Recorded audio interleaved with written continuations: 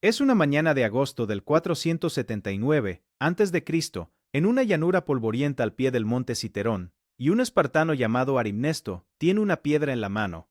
Al otro lado del campo, montado sobre un caballo blanco, que lo hace visible desde cualquier parte de la línea, cabalga el hombre que un año antes ordenó cortarle la cabeza al rey Leónidas. Se llama Mardonio, es el cuñado del gran rey de Persia, y hoy, aquí, va a morir. Esto es la venganza de Esparta, no la que ustedes creen conocer, no la de la película, no la del mito de los 300 cayendo entre lanzas persas. Esa es la primera mitad de la historia. La segunda mitad, la que Persia intentó borrar de su propia memoria imperial, ocurre aquí, en un lugar llamado Plateas. En las próximas horas, entre el amanecer y el atardecer de un solo día, un ejército persa que había marchado 2 años y miles de kilómetros para conquistar Grecia va a dejar de existir. Entre 20.000 y 40.000 hombres. Aproximadamente la población entera de una ciudad mediana, aniquilada entre la salida y la puesta del sol. Pero hay algo que las fuentes griegas cuentan, y que después incomoda a todo el mundo. ¿Cómo murió realmente Mardonio? La versión oficial, la de Heródoto, dice que un espartano llamado Arimnesto lo derribó de un solo golpe con una piedra. Una piedra. No una lanza, no una espada, no una jabalina de bronce. Una piedra recogida del suelo de Plateas. ¿Por qué el relato griego insistió tanto en ese detalle humilde? ¿Y qué versión distinta guardaron los persas? Y hay una segunda pregunta, todavía más incómoda. El hombre que dirigió esta venganza, el sobrino de Leónidas, el general que aplastó al imperio persa en su propio suelo, 20 años después iba a ser acusado por su propia ciudad de haberse pasado al bando persa. Y su ciudad lo iba a matar por eso. La pregunta es simple. ¿Se vengó Esparta de Persia o Persia se vengó de Esparta? En los próximos minutos van a entender cómo ocurrió realmente la batalla de Plateas, y por qué durante 25 siglos alguien tuvo interés en que ustedes recordaran solo la primera mitad. Si les apasionan las historias no contadas de las batallas que decidieron el mundo antiguo, denle like a este video, y suscríbanse al canal. Hay más contenido épico de guerra en camino. Ahora sí, déjenme llevarlos de regreso a un año antes de Plateas, a un desfiladero llamado Termópilas, para entender por qué esta venganza era inevitable. Un año antes, en el verano del 480 a.C., el rey Leónidas de Esparta llevaba 3 días conteniendo al ejército más grande que el mundo antiguo había visto marchar. 7.000 griegos en un desfiladero de 3 metros de ancho. Al tercer día, un traidor local llamado Efialtes le enseñó a los persas una vereda de montaña que rodeaba el paso. Leónidas despidió a la mayor parte de las tropas. Se quedó con sus 300 espartanos, un puñado de tespios y algunos tebanos.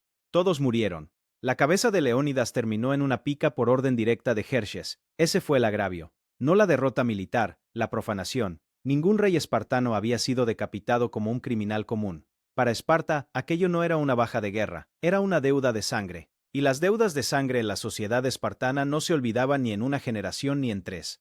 El hombre que iba a cobrar esa deuda tenía poco más de 30 años y no era rey. Se llamaba Pausanias, era sobrino de Leónidas, regente en nombre de un niño, Plistarco, el hijo huérfano de Leónidas, todavía demasiado pequeño para llevar el escudo. Pausanias había crecido en la agogé, el sistema espartano que rompía a los niños para convertirlos en soldados. Ahora tenía que comandar el ejército coaligado más grande de la historia griega, sin ser rey, en nombre de un niño, para vengar a un tío. Toda la carga simbólica de Grecia caía sobre él. Después de Termópilas, Jerjes marchó al sur, quemó Atenas evacuada y perdió su flota en Salamina, en septiembre del 480. Aquella derrota naval lo obligó a retirarse a Asia con el grueso del ejército. Pero no se llevó a todos. Dejó atrás a un hombre, su cuñado, el general Mardonio, con una fuerza escogida de decenas de miles de soldados y una sola orden: terminar la conquista. Grecia todavía tenía sobre su cuello una espada persa. Y es importante detenerse en algo. El ejército que Mardonio comandaba no era un monstruo abstracto. Eran hombres de Persia, de Media, de Bactria, aldeanos reclutados por los sátrapas del imperio, arrancados de sus casas y obligados a marchar miles de kilómetros hacia un occidente que no comprendían. Muchos no sabían pelear cuerpo a cuerpo, muchos morirían en plateas sin haber visto nunca el mar antes de esa campaña. Durante el invierno del 480 al 479, Mardonio pasó el frío en Tesalia, planeando. En la primavera bajó otra vez sobre Grecia, y esta vez, Esparta lo estaba esperando.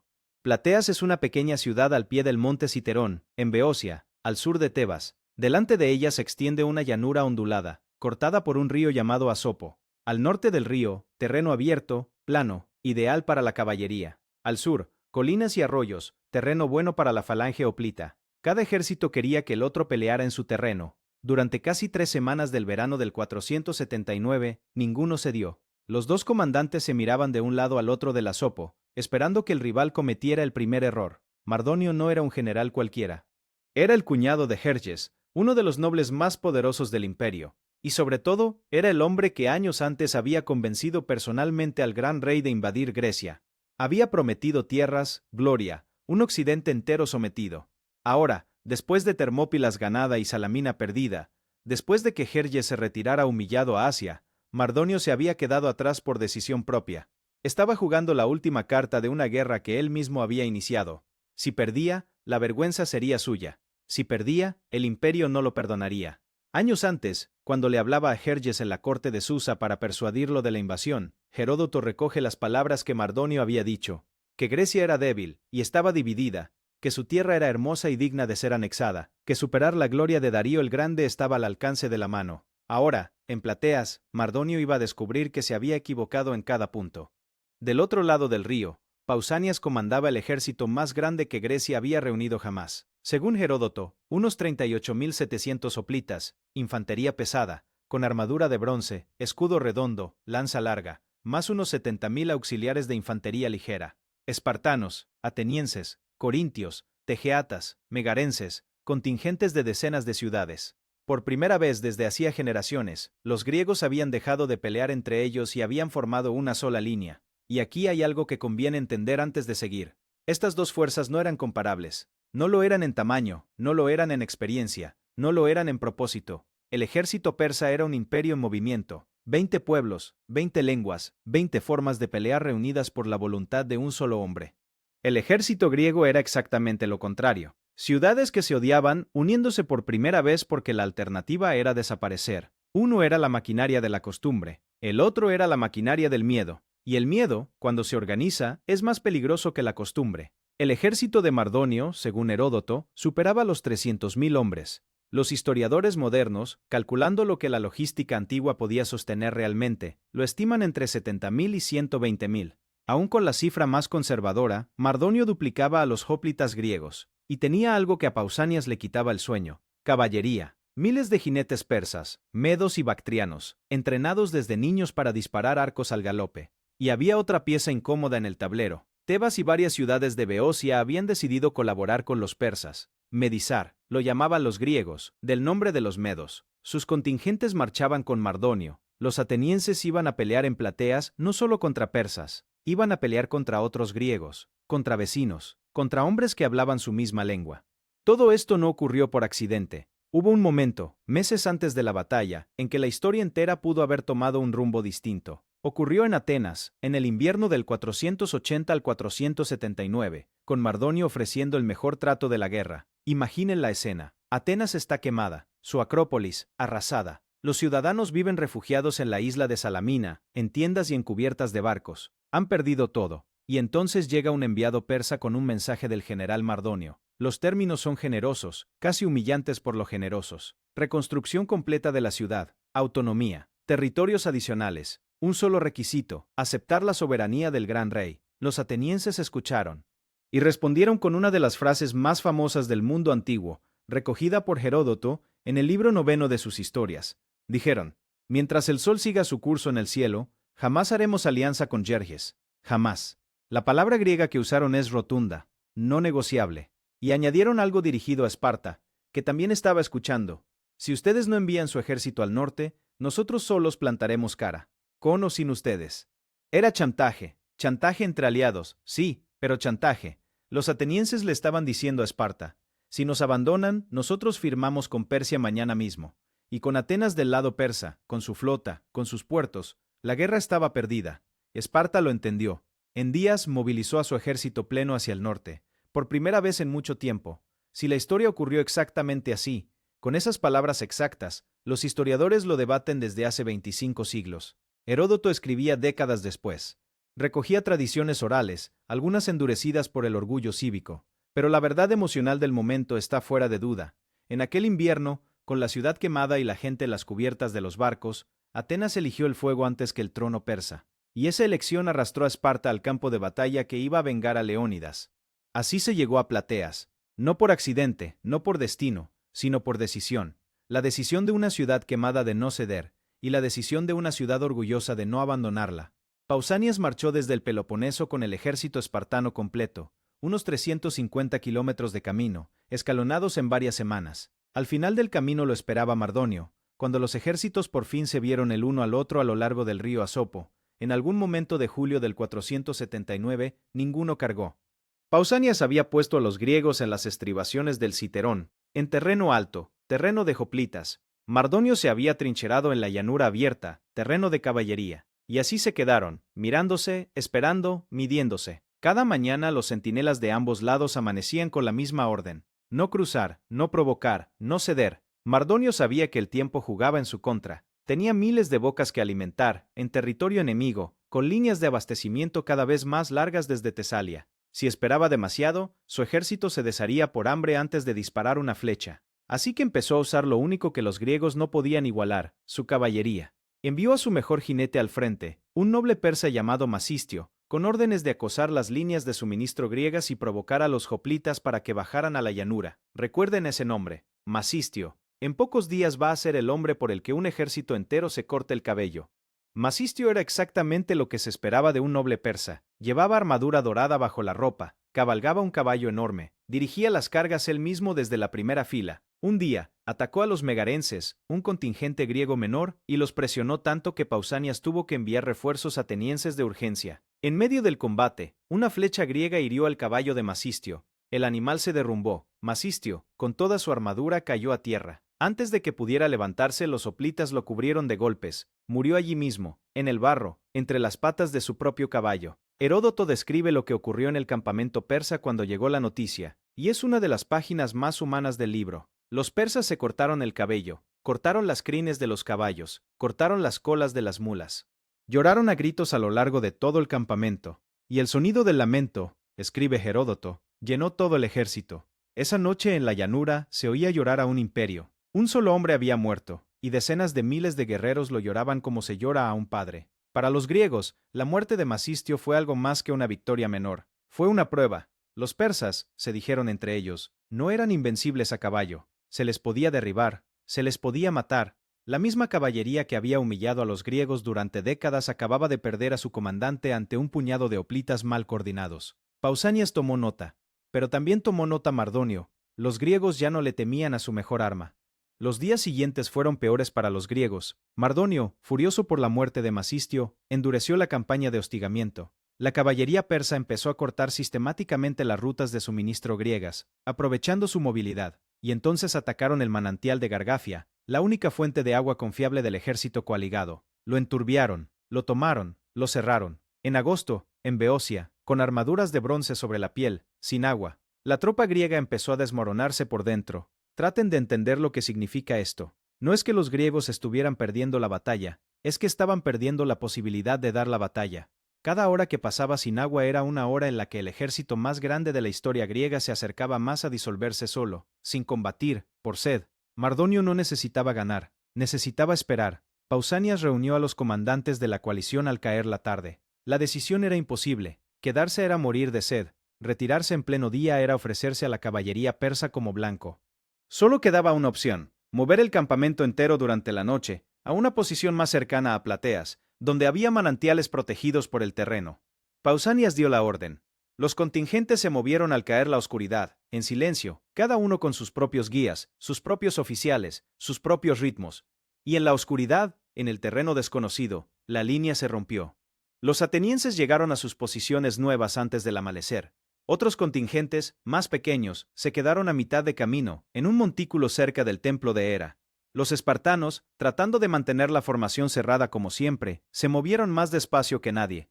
Cuando el sol empezó a levantarse sobre el Asopo, los tres grupos griegos estaban separados por casi 2 kilómetros. Ninguno podía cubrirle el flanco al otro. Ninguno podía verse claramente. El ejército coaligado más grande de Grecia amaneció partido en tres, y aquí es donde los historiadores todavía discuten. La versión oficial, la de Heródoto, dice que fue confusión, un accidente logístico, pero hay una lectura alternativa, más cruda, que algunos contingentes griegos estaban efectivamente retirándose, que la unidad panhelénica de Plateas, tan celebrada después, era mucho más frágil de lo que la tradición quiso recordar, que si Mardonio hubiera atacado 3 horas antes, la mitad del ejército griego habría estado corriendo en dirección contraria. Al amanecer del día siguiente, un explorador persa cabalgó de vuelta al campamento de Mardonio con una información que iba a cambiarlo todo. Le dijo a su general que los griegos ya no estaban en sus posiciones, que se habían movido en la noche, que la línea enemiga, la línea temida, la línea de bronce, estaba fragmentada y desordenada por toda la llanura. Mardonio escuchó, sonrió, y ordenó la carga general. Mardonio interpretó lo que veía como una retirada en pánico. No era retirada, era una reubicación fallida. Pero desde el otro lado del Asopo, con los contingentes griegos dispersos por 2 kilómetros de llanura, parecía exactamente lo que Mardonio llevaba 3 semanas esperando: griegos huyendo, y a los griegos que huyen, se les cae encima con caballería. Es la doctrina persa desde tiempos de Ciro el Grande. Mardonio no dudó, ordenó a todo el ejército cruzar el río y atacar. El primer contacto lo hizo la caballería. Miles de jinetes persas y medos cruzaron el Asopo, se desplegaron en la llanura y empezaron a rodear los contingentes griegos aislados. Los arqueros a caballo se acercaban al galope, disparaban una lluvia de flechas y giraban antes de que los hoplitas pudieran responder. Contra la línea rota de la noche anterior era una técnica devastadora. Los griegos menores, atrapados cerca del templo de Hera, quedaron rodeados casi de inmediato. Los atenienses, en su nueva posición al oeste, se encontraron enfrentados a los tebanos y otros beocios, los griegos que peleaban del lado persa. Aquel combate iba a ser aparte, ciudad contra ciudad, hombre contra hombre que hablaba su misma lengua. Los atenienses no verían casi nada del combate principal, y los espartanos, en el flanco oriental, se encontraron solos frente al centro persa, el mejor de Mardonio, los persas propiamente dichos, los medos, la guardia, los inmortales que quedaban. Pausanias miró la posición. Tenía los tegeatas, un contingente pequeño de Arcadia, a su lado, y detrás de él, la ladera. Enfrente, cruzando la llanura como una marea, venía la caballería persa. La infantería pesada persa avanzaba detrás. Sin Masistio al frente, sin coordinación con los atenienses, sin agua en las cantimploras, sin dormir por el movimiento nocturno, con la formación apenas reconstituida, los espartanos y los tegeatas se prepararon para recibir el peso completo del ejército de Mardonio. Y Pausanias hizo algo que iba a ser recordado durante siglos. Ordenó a los hoplitas plantar los escudos, cerrar la formación y no responder. No una flecha, no un paso adelante, nada. Necesitaba consultar a los dioses primero. Necesitaba los presagios. Necesitaba las víctimas del sacrificio. Ninguna carga espartana avanzaría hasta que los hígados de las cabras sacrificadas mostraran el signo correcto. Así que los espartanos aguantaron, y las flechas persas empezaron a caer. Lo que viene ahora es una de las escenas más extrañas de la historia militar antigua. Miles de flechas persas cayendo sobre una formación espartana inmóvil. Los escudos redondos, alzados sobre las cabezas, formando un techo de bronce. Debajo, hombres que no responden, que no cargan, que no se mueven. Detrás de la primera línea, Pausanias inclinado sobre una cabra sacrificada, examinando las entrañas mientras a su alrededor caen sus soldados uno por uno, atravesados por flechas.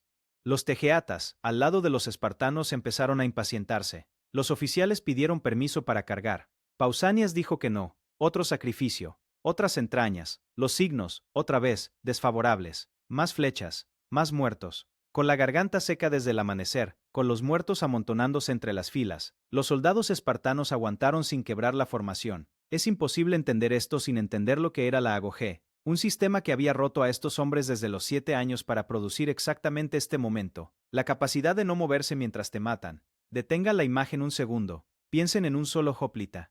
17, 18 años quizá. Casco de bronce sobre la cabeza, sudando adentro. El escudo pesa más de 7 kilos y lo lleva alzado desde hace 20 minutos. El brazo le arde. Las flechas silban por encima. A su izquierda cae un hombre al que conoce de la agoge desde los 7 años. A su derecha cae otro. Él no puede moverse. La orden es no moverse, y sabe, porque le enseñaron desde niño que lo sabe, que la orden vale más que su vida. Heródoto cuenta que Pausanias, viendo caer a sus hombres bajo las flechas persas, levantó los ojos hacia el templo de Hera en la distancia y suplicó a la diosa que enviara un signo favorable. Fue entonces, dice Heródoto, cuando los signos por fin cambiaron. Las entrañas de la siguiente víctima mostraron lo que él necesitaba ver. Pausanias se enderezó, giró hacia sus oficiales y gritó la orden que llevaba una hora entera reteniendo: adelantar la línea. Los espartanos y los tegeatas se levantaron a una, todo el frente se movió.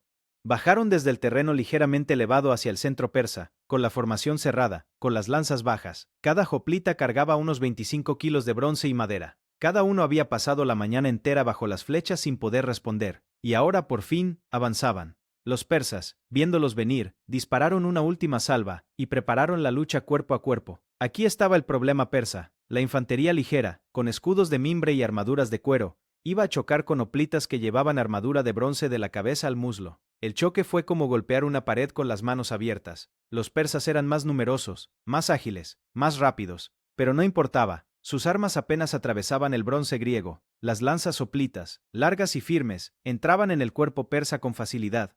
Los persas peleaban con valor. Heródoto insiste en esto. Se lanzaban a la formación en grupos pequeños, tratando de romperla, tratando de tirar de las lanzas, tratando de meterse entre los escudos.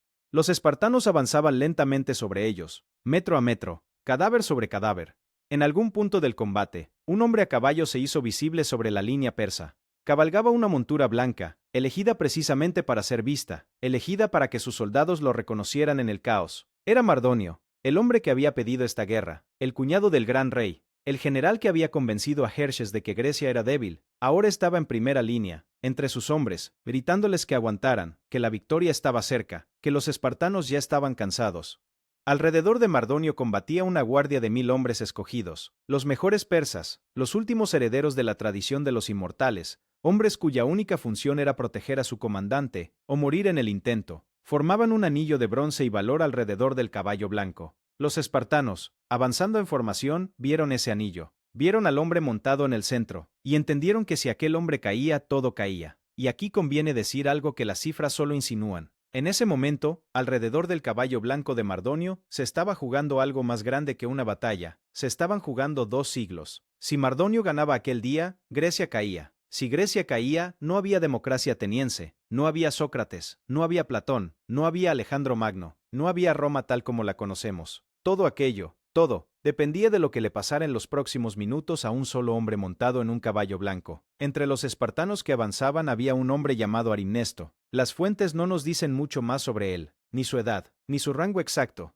ni si estaba casado, ni si tenía hijos, ni si había estado en Termópilas el año anterior.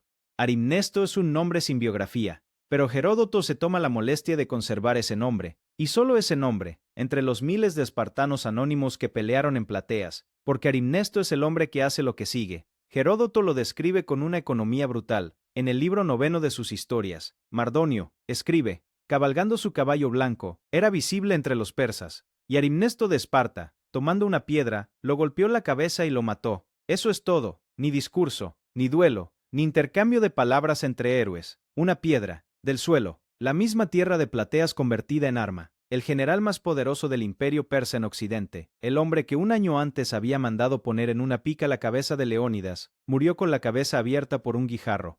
El caballo blanco se quedó sin jinete. Los 1000 hombres de la guardia lo vieron. Toda la línea persa lo vio. Y una cosa que las fuentes describen una y otra vez sobre los ejércitos antiguos ocurrió allí de manera perfecta. Cuando el comandante cae, el ejército muere primero por dentro. La guardia personal peleó hasta el último hombre alrededor del cuerpo de Mardonio. Heródoto insiste en esto, en su valentía final. Pero detrás de ellos, el resto del ejército persa se quebró. La línea entera empezó a huir hacia el campamento fortificado. Los espartanos avanzaron sobre los cuerpos, cruzaron la línea que había resistido 3 semanas. Y por primera vez en más de un año, desde aquel desfiladero de Termópilas, la falange espartana caminaba sobre persas muertos sin persas vivos delante. La deuda de sangre por Leónidas, después de 12 meses, empezaba a cobrarse. El ejército persa huyó hacia su gran campamento fortificado al norte del Asopo. Muros de madera, palizadas, torres improvisadas. Mardonio lo había mandado construir semanas antes precisamente para esto, para tener un refugio final. Miles de persas se metieron dentro, cerraron las puertas, se subieron a los muros con arcos. Y desde arriba, en los primeros intentos de asalto, los espartanos y los tegeatas empezaron a caer. Las flechas volvían a llover. La formación hoplita no sirve contra un muro. Y entonces llegaron los atenienses. Habían pasado la mañana peleando contra los tebanos en su propio combate, más al oeste. Habían vencido, y ahora aparecían por el flanco, con maquinaria de asedio improvisada y con la experiencia de una ciudad que había sitiado y sido sitiada muchas veces. Heródoto lo describe así. Cuando los griegos forzaron su entrada al campamento, hubo una gran matanza de los bárbaros, pues estaban en pánico y sin orden, y los griegos, con su armadura pesada, los cortaban a pedazos. Fue un carnicería. La palabra no es exagerada, es la palabra que usan las fuentes. Dentro del campamento persa, entre las tiendas coloridas, entre los baúles de oro, entre los caballos aterrorizados que corrían sin jinetes, los hoplitas griegos avanzaron sin misericordia. Los persas atrapados no podían formar líneas, no podían huir. Muchos se rendían levantando las manos y eran degollados de todos modos. Los griegos habían visto morir a demasiados compañeros en Termópilas, en Salamina, en la marcha, bajo las flechas de la mañana. No había piedad para dar. Solo un pequeño contingente persa logró escapar del campamento. 40.000 hombres, más o menos, bajo un noble llamado Artabazo, que había desconfiado del plan de Mardonio desde el principio y que había mantenido a su columna algo apartada. Cuando vio caer al general, Artabazo dio la única orden sensata que se dio ese día en el bando persa: retirada inmediata hacia el norte. Su columna se salvó. Cabalgaron durante semanas hasta Tesalia, Macedonia, y de vuelta a Asia. Fueron los pocos que iban a poder contarle a los persas de Susa lo que había pasado en Plateas. Al caer la tarde, la batalla había terminado. La llanura al norte del Asopo estaba cubierta de cuerpos persas. El campamento estaba en llamas. El caballo blanco de Mardonio vagaba sin jinete entre las tiendas incendiadas. Los soldados espartanos, exhaustos, con las armaduras cubiertas de sangre ajena, empezaron a buscar entre los muertos el cuerpo de su comandante enemigo. Lo encontraron. Lo miraron largamente. Y alguien, en algún momento, pronunció el nombre que llevaban un año pronunciando en silencio, entre dientes, cada vez que veían un mapa hacia el norte: Leónidas. Los griegos pasaron los días siguientes contando muertos y contando oro. Ambas cosas fueron desmesuradas. La primera cifra rompía la imaginación de la época. La segunda cambió la vida de cada soldado espartano por generaciones. Pero antes de las cifras, había un cuerpo que enterrar, el de Mardonio. Los griegos, contra su costumbre, decidieron no profanarlo. Al contrario, alguien Heródoto insinúa que Pausanias personalmente ordenó que el cuerpo del general enemigo fuera tratado con respeto y devuelto para funeral apropiado. Una decisión curiosa. Los muertos persas, según Heródoto, sumaban 250.000. Es una cifra imposible, excede el ejército total. Los historiadores modernos, examinando la logística de un campamento, calculan entre 20.000 y 40.000 bajas persas en el día de la batalla y sus horas siguientes. Los griegos perdieron aproximadamente 1.300 hombres, la mayoría espartanos y tegeatas, muertos bajo las flechas de la larga espera. 1 de cada 30 persas presentes en el campo, contra 1 de cada 100 griegos. En un solo día, el brazo militar más largo del imperio en Occidente había dejado de existir. Y aquí hay algo que Leónidas nunca iba a saber. El hombre que había ordenado cortarle la cabeza, Mardonio, no Jerjes, porque fue Mardonio quien físicamente dio la orden ese día en Termópilas, moría un año después, en un lugar llamado Plateas, con la cabeza abierta por una piedra, rodeado por espartanos que gritaban el nombre del rey al que había profanado. La simetría es tan perfecta que casi asusta, como si la historia, por una vez, hubiera cerrado un círculo sin pedir permiso a nadie. El botín cambió el mundo económico griego durante una generación. Tiendas persas repletas de oro macizo, vajillas de plata que valían más que el presupuesto anual de una ciudad-estado, alfombras persas, joyas medas, armas ornamentadas de la Guardia Real. Pausanias ordenó reunirlo todo en un solo montón y luego dividirlo: una 10ª parte para el oráculo de Delfos, otra para Zeus en Olimpia, otra para Poseidón en el Istmo, y el resto repartido entre los contingentes participantes según proporción. Nunca antes en la historia griega se había dividido tanta riqueza. Con parte del oro persa se fundió un objeto que iba a estar 1000 años en Delfos: la columna serpentina, 3 serpientes de bronce entrelazadas, con los nombres de las 31 ciudades-estado que habían combatido en Plateas grabados en el metal. Es uno de los pocos monumentos griegos que sobreviven parcialmente hasta hoy. Parte de él está en Estambul, a donde lo llevaron los romanos. Sobre esas serpientes cada nombre inscrito era un nombre que había elegido, en el invierno del 480, no arrodillarse. La coalición griega no dejó Plateas de inmediato. Antes tenía una última cuenta que saldar. Tebas, la ciudad que había peleado del lado persa, que había traicionado a Grecia, que había puesto a sus hijos frente a los hoplitas atenienses. Los griegos marcharon sobre Tebas, exigieron la entrega de los líderes pro-persas. Tebas resistió 20 días de asedio, y luego cedió. Los líderes fueron llevados al istmo, juzgados por traición panhelénica y ejecutados. Tebas quedó marcada durante décadas como la ciudad que había medizado, un estigma del que iba a tardar generaciones en recuperarse. Arimnesto, el hombre de la piedra, regresó a Esparta como héroe. Las fuentes no nos dicen qué edad tenía, no nos dicen si tenía hijos. Solo nos dicen que años después, durante una campaña espartana en Mesenia, Arimnesto murió combatiendo contra los ilotas. Con él iban 300 espartanos. Cayeron todos. Un número que, por casualidad o por elección, evocaba a los 300 de Termópilas. La piedra del vengador terminó en el mismo tipo de sacrificio que el rey vengado. El manantial de Gargafia, que los persas habían enturbiado, volvió a fluir limpio. Los aldeanos de Plateas contaron durante generaciones que el agua sabía distinto después de la batalla, como si hubiera absorbido algo que no debía. Cada año, en el aniversario, un magistrado local recorría los túmulos griegos con antorcha, ofrecía sacrificios en cada uno, y dejaba en cada tumba una copa de vino de aquella misma agua. La costumbre duró 800 años. Un contingente persa, el de Artabazo, cabalgó semanas enteras de vuelta a Asia.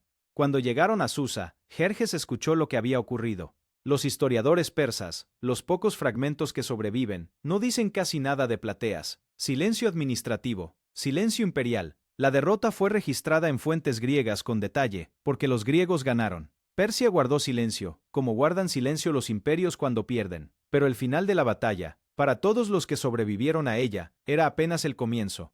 Plateas cambió lo que Grecia era capaz de imaginar sobre sí misma. Antes de Plateas, Grecia era una colección de ciudades enemistadas que se mataban entre sí por cuestiones de frontera. Después de Plateas, Grecia era otra cosa. Era un lugar capaz de derrotar al imperio más grande del mundo. Esa idea, la idea de una identidad griega superior a la ciudad-estado, iba a dar el suelo cultural sobre el que crecerían Sócrates, Sófocles, Hipócrates, y todo lo que después llamaríamos civilización clásica. Pero Plateas también hizo algo peligroso. Le entregó a Esparta el prestigio militar absoluto de Grecia, y a Atenas el prestigio marítimo, y esa doble supremacía era, matemáticamente, insostenible. 50 años después de Plateas, Esparta y Atenas iban a destruirse mutuamente en la guerra del Peloponeso. La victoria conjunta sobre Persia contenía, ya, la semilla del enfrentamiento entre los vencedores. Y está el destino de Pausanias, el sobrino de Leónidas, el regente que vengó a su tío, el hombre que, con 30 y pocos años, había comandado el ejército más grande de la historia griega y había matado a la principal figura persa en Europa. Ese hombre, 20 años después, fue acusado por su propia ciudad de haberse acercado demasiado a Persia, de vestirse como persa, de rodearse de guardaespaldas persas. Los éforos espartanos, los magistrados que vigilaban incluso a los reyes, lo persiguieron. Pausanias se refugió en un templo. Sus propios compatriotas emparedaron la entrada del templo con él adentro. Murió de hambre, en la oscuridad, en el interior de un santuario. El vengador de Leónidas terminó como no termina ningún héroe, y el arquitecto griego de la victoria de Salamina, Temístocles, sin quien Plateas nunca hubiera ocurrido, terminó también en el exilio. Acusado, ostracizado por Atenas, perseguido de ciudad en ciudad, terminó, y esto es difícil de creer si uno no lo lee 2 veces, bajo protección persa. Murió en Magnesia, en tierras del gran rey, cobrando pensión persa. El hombre que había salvado a Grecia de Persia, muerto en Persia, comiendo pan persa. Y hay algo más que la tradición espartana consiguió imponer sobre la memoria posterior, y que conviene decir claramente. Platea se recordó durante siglos como la venganza de Esparta, pero no lo fue. Fue una victoria panhelénica. Los atenienses tomaron el campamento, los tegeatas aguantaron junto a los espartanos bajo las flechas, 31 ciudades pusieron sus nombres en la columna serpentina. La historia de que Esparta sola vengó a Leónidas es un relato construido después, en Esparta, para su propio consumo interno. La realidad fue más compartida y menos limpia. Vuelvan por un momento a la imagen del principio. Arimnesto con una piedra en la mano, Mardonio en su caballo blanco, la mañana de agosto del 479. Cuando lo veían al comienzo, no sabían todavía lo que ahora saben, que Arimnesto moriría en Mesenia con 300 como Leónidas, que Pausanias moriría emparedado por los suyos, que Temístocles moriría comiendo del bolsillo persa, que Persia intentaría, con silencio administrativo, olvidar Plateas, y que Esparta, en su relato oficial, se apropiaría de una venganza que en realidad había sido de toda Grecia. La piedra que mató a Mardonio era del suelo mismo de Plateas, y hay algo justo en ese detalle. La tierra que los persas habían venido a conquistar fue la tierra que los mató. Leónidas fue vengado en Plateas, pero los vengadores, uno por uno, terminaron también aplastados por el peso de lo que habían hecho. En la historia antigua, cobrar una deuda de sangre nunca sale gratis, ni siquiera cuando se cobra completa. Suscríbanse para más historias como esta.